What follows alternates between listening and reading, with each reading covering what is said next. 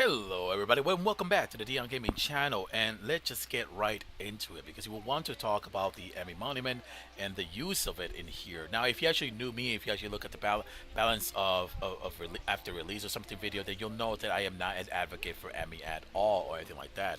And even though at one point over here I spoke out of anger right at the end, before I spoke out of anger at the end, which I technically said, you know what, I don't give a fuck, just nerf the Amii, just nerf it one way or something like that, because it did technically started causing problems in some of the casual plays and stuff like that. But again, at one point I did talk to many representatives, and I actually explained to them that there's no way that Amii can be technically nerfed, because if you nerfed it, you're also angering the speedrunners, and if you nerf it in a way that is not useful for the casual, then you're nerfing them. So it's kind of like two-way nerf. Like you can't. It gets both sides angry. Even though I actually agree with one of the idea right here, which is called Sync's balance proposal. I actually got Sunday because it's, again, there's too many discussion on it. It's closed discussion since a lot of different things being discussed in here and stuff like that. So anyway, there is a lot of things that was actually put here as a suggestion, and I kind of liked the idea of an Amii Monument being in tier 1, meaning that when you actually use it in tier 1, you go ahead and you can use a fire car, and then the Amii will allow you to use a nature car all at tier 1. And at the same thing happens if you actually use tier 2, it'll go into tier 2. So if you have like Harvester, you can now also put Amii Monument just to have Ravager and put Ravager on Harvester. However, I did talk to a representative who is a full PvP and said that this would literally break the, which I agree, would literally break the PvP. And again, I'm not saying that it is like an awesome idea. I was intrigued by the idea because it actually feels pretty cool that you can do that.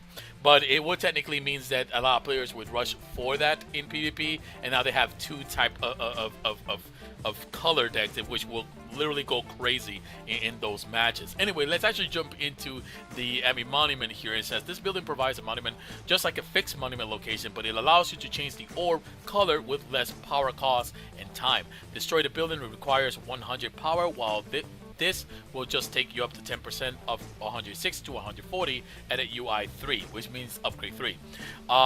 Additionally, you can build it anywhere on the map, so while it has less HP than the common monument, you can circumvent that with clever placing of the building. Now, here's the one thing I did actually tell some people, is that if you're actually building, you technically would building in one of your beginner monument, like your first monument in one of the first map. And the reason I say this is if you don't give a crap about your main monument, and obviously you're not going to give a crap about your Amii Monument, right? I mean, if you're going to let that die, yeah, I guess you're going to let the Amii Monument die too. And if you're not going to let that die, you wouldn't let the goddamn Amii Monument die too. And this is actually something that somebody said is a hard way to place this in some of the map, but technically if you put it in a place where you have already a monument, you wouldn't actually not defend that area in the first place. So anyway, here it says it requires 160 power to switch. I thought it was less than that. The orb will be ready function after switch. I thought it was 140 to be honest with you. Maybe it is. Cannot switch back for 30 seconds. You can gain nature, fire, frost, shadow, and basically here it says 20% cost for. I knew it. There's a switch right in the bottom. So what this Amii Monument does is that at tier 3 it breaks pretty much the mechanic of the game. Have you ever played Magic? You may know that sometimes you can only take one turn, and you can only do some things inside Magic, like place only one land per turn and stuff like that. But you have other cards that breaks that allows you to put more cards on the field, or take extra turn or infinite extra turn if you want to get toxic with that, and then that can technically break some of the mechanic of that Magic and Gathering. However, it's a little bit much different than Battle Forge because again. Some of the stuff inside the game has more limitation, like Enlightenment has a use for a big cost to keep summoning tier 4 or use tier 4 ability or spells and stuff like that. It costs about 200 and something, I think.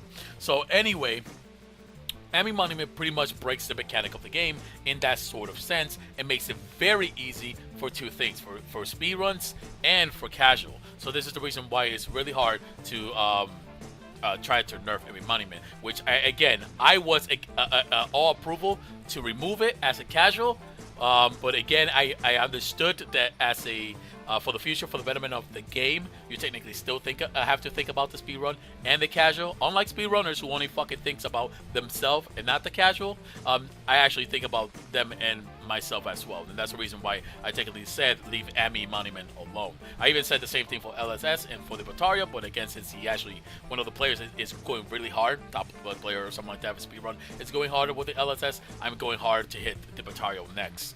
So again, that is actually what it does. And basically, there are some maps that feels much easier. Like, for example, if you're using Defending Hope, if you go to Defending Hope, you can have all 3 monuments in there and then build up enough power to get to the T4 and then start summoning, sorry about that, start summoning everything out there for T4. In Soul Tree, you go right ahead and have the last monument build and you finish the game. You don't need to go to the top right side section. In Slave Mastery, it's always easy.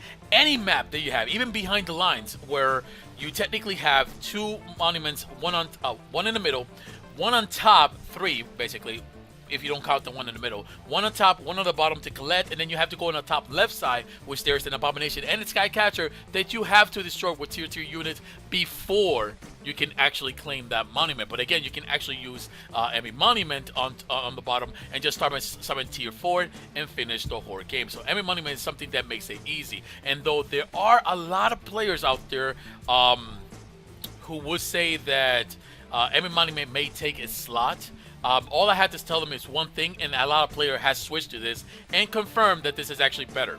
All you have to do is technically take the tier 3 monsters. So let's say you have 2 tier 3 monsters. You take those 2 tier 3 monsters and then add in a tier 4. Or just keep your tier 4. Or just technically adding the Amii Monument, you have a safe slot. Now, one of them asked me, what about if it gets too hard to get to the next tier? That really also depends on the deck. If you're playing a Shadow deck, Phoenix just carries all of you around. If you play in Nature Frost, Aggressor and Shamans just carries all the way around. So there are specific type of deck you have to pay a little bit more. And the problem that this actually technically can cause is because you can only have one legendary out, meaning that if someone else plays Amii Monument, then you can't play yours. But if you're playing solo, then you can just take the tier 3 and just put the Amii Monument and have your tier 4. But if you're playing with other people, then you have to be a little bit more careful on that specific strategy, because again, if they actually use it, then you can't use it. This is the reason why I did ask, is why not make Amii Monument free for all? Everybody can use it, basically. Make it neutral, but everyone can summon one. I know that it will break the game even more, but hey, Amii Monument is already out there. Why not just finish breaking the game? So we're actually going to go to a little more examples of it. I have a couple clips. This video should be technically short because Amii Monument is self-explanatory. It's just a card that breaks a mechanic and makes it easy for everybody. And I actually agree. Everybody should use Amii Monument. It's so goddamn easy. It's so goddamn great to use it. So let's actually get into that.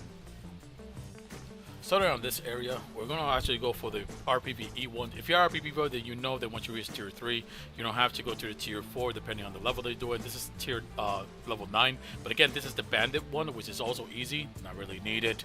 But again, it's still just make it easier just to have everything over here and then move forward with the ships, which I do, which is very easy to fight everything. There was a big creature here.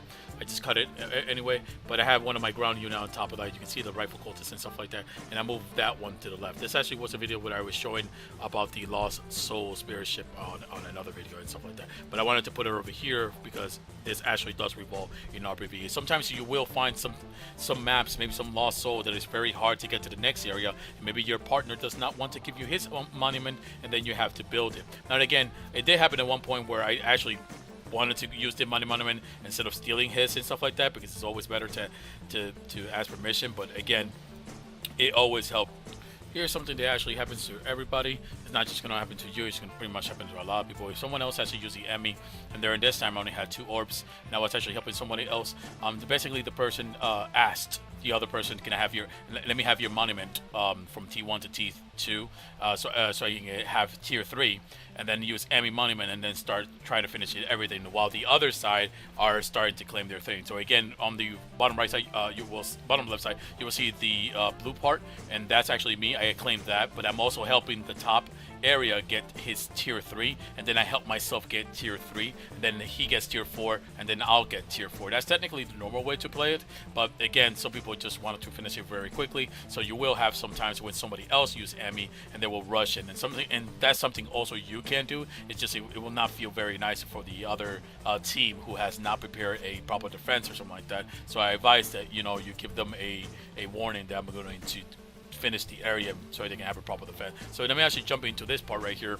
I'm already at tier 3 and stuff like I just reached tier 3 and such, but he already went with his giant worm, finishing all the crystal. You'll technically only need like 2 giant worm flying around after you already completed the Amii, so it didn't give us the proper defense. Again, look, he says let me get T3 so Amii to get to tier 4 and then finish everything.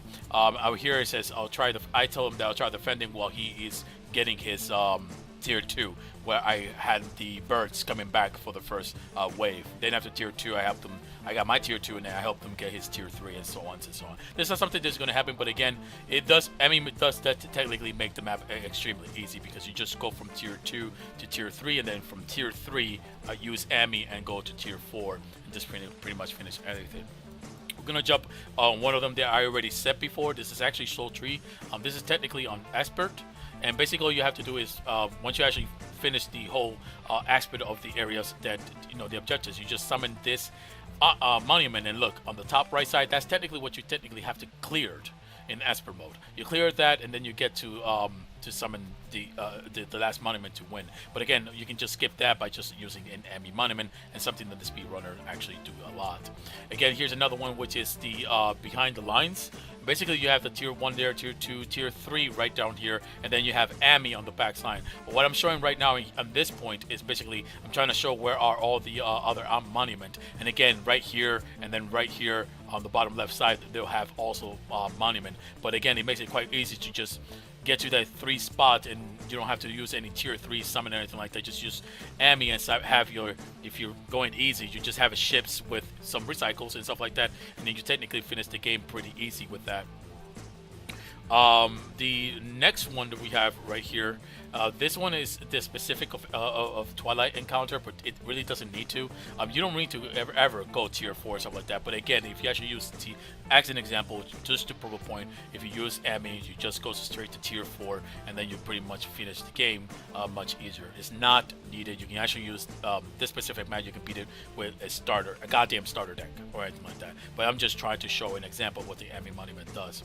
And then this last one is the same one that I have for the riddle, but I went actually alone on this. So if you actually go from tier 1, and if you have someone helping you, again, just like the other map I said, if you go from tier 1, tier 2, and then you come here, you don't actually need much in here. You don't even need to fight on the tier 2.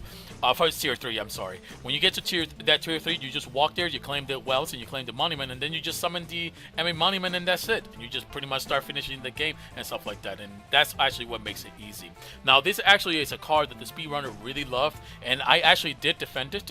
Some of the speedrunners who I talked to, who still have the speedrun mentality, I talked to them and I said that the best thing is to leave Amii alone. You just going to piss off the speedrunners and the casual players at the same time. And I say, even if they made it part 1, you technically piss off the casual, well, not all the casual, but you technically mess up the PvP and something else when I talked to one of the PvP players on that specific subject.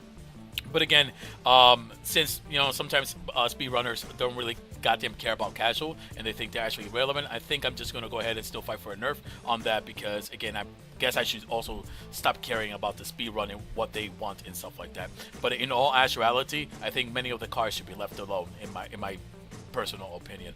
If you guys actually want to get something in Amii and stuff like that, I say just take out the tier 3. My Nature Frost doesn't have a tier 3 or anything like that. It has a tier 4, and I can actually clear everything with shamans and aggressors. And at tier 3, you have revenge, equilibrium, and all that stuff. Again, you can actually do the same thing with other decks. You just have to find out which cards is best to actually move into the tier 3. Move into the tier 3 with spells, and it still have tier 2 that gets you to the tier 4. Sorry about that. And that will be the end of the video. Have a wonderful day.